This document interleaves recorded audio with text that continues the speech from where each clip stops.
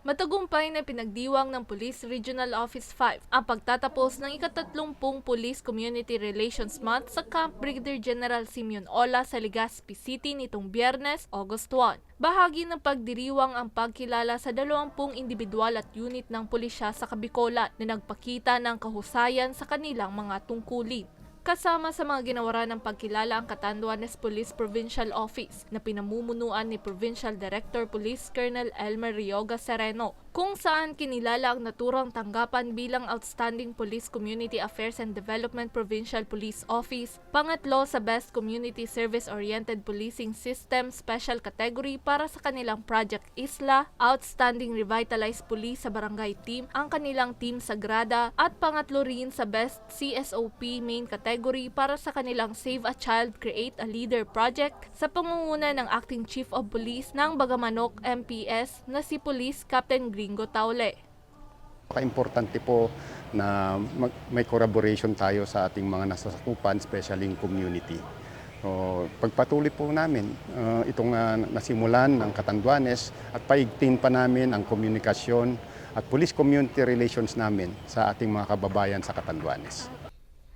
Kinilala naman na Outstanding PICAD Senior and Junior Police Non-Commissioned Officer si Police Master Sergeant Leia Carrascal ng Magarao MPS at Police Staff Sergeant John Aquin ng Buhi MPS. Pang-apat naman ang Kamsur PPO sa Best CSOP Special Category para sa kanilang Project Maricas. Pangalawa naman ang Naga City Mobile Force Company sa Best CSOP Special Category para sa kanilang Project KKK. Nasungkit ng Magarao MPS ang ikalawang pwesto sa main category para sa kanilang Project Magarets sa pamumuno ni Officer in Charge Police Captain Mark Spanya. Outstanding PICAD City Police Station naman ang Legazpi CPS. Special Individual Awardee naman si Police Lieutenant Judith De La Peña ng 1st PMFC ng Albay PPO. Top 2 sa Best Performing ang RPSB Team Special Unit ng Albay PPO. Pang-apat sa Best CSOP Main Category ang Kamalig MPS na pinamumunuan ni Police Major Carlo D para sa kanilang Project Katok.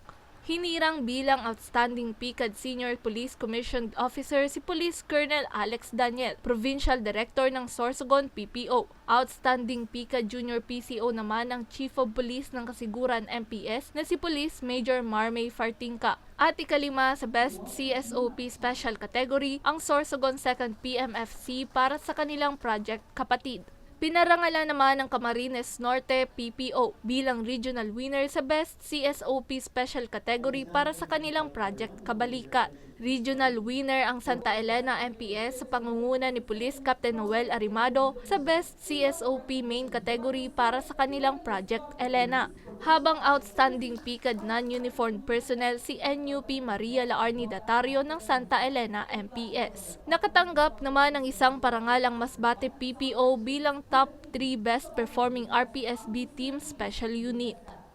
Mahalaga ngayon talagang lalong galingan mo kasi ang usapan ngayon satisfaction sa public, sa client, kung mas maganda ang ibinibigay mong serbisyo, lalong tumataas ang kooperasyon, ang tiwala sa anuman na ahensya ng gobyerno.